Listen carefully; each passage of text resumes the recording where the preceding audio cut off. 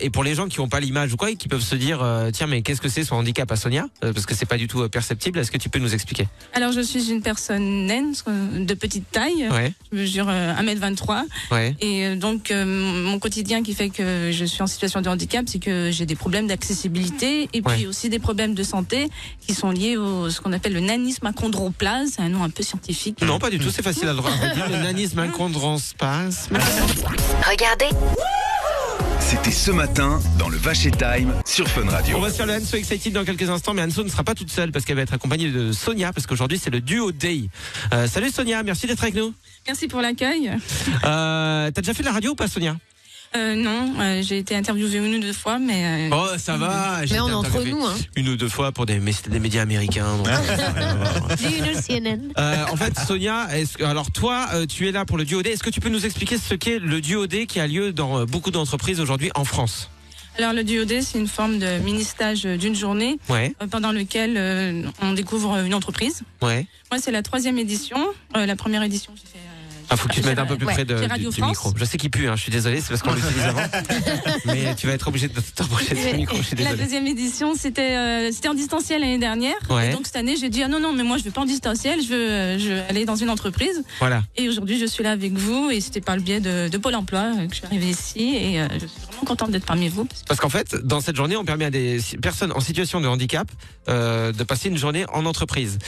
Et pour les gens qui n'ont pas l'image ou quoi, et qui peuvent se dire tiens, mais qu'est-ce que c'est son handicap à Sonia, parce que c'est pas du tout perceptible. Est-ce que tu peux nous expliquer? Alors, je suis une personne naine, de petite taille.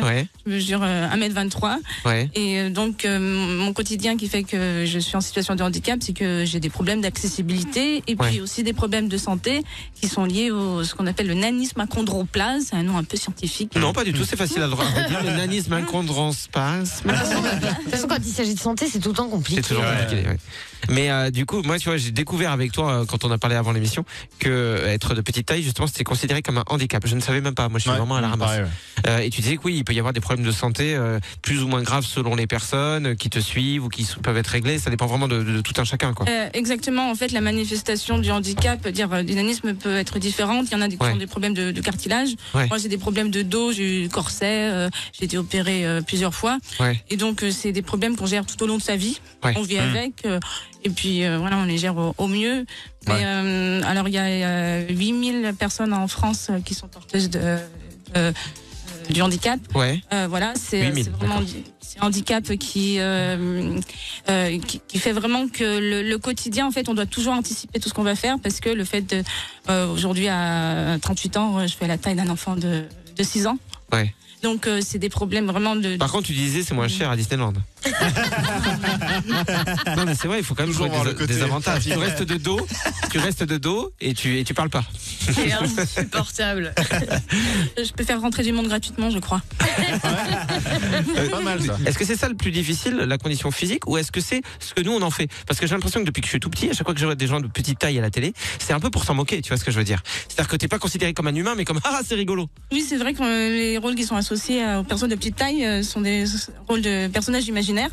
Et puis j'espère que ça va changer. Et moi, mon modèle, c'est un modèle, c'est une personne de petite taille qui est américaine. Qui s'appelle Meredith Eaton et qui joue la boss dans MacGyver, nouvelle version. D'accord. J'adore son personnage, j'adore la comédienne parce que elle est embauchée, mais vraiment parce que c'est une bonne comédienne.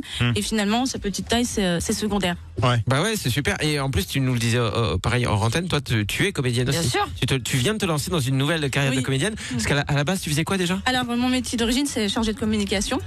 Et puis un jour, je me suis dit tiens, je vais tenter la capitale parce que j'habitais en région Auvergne pour devenir comédienne. Trop bien. J'ai joué dans Groland, où je jouais une gardienne de foot qui comprenait pas pourquoi elle avait pris 36 buts. C'est drôle. Mais pourquoi? Mais attendez, mais on va vous partager ce que Sonia fait parce que c'est important de montrer son travail. Il y a vraiment des trucs super avec un collectif d'autres comédiens. Ils font des trucs hyper cool. On va partager ça sur les réseaux Vacher Fun Radio. Le Vacher Time de 9h à 11h Sur Fun Radio.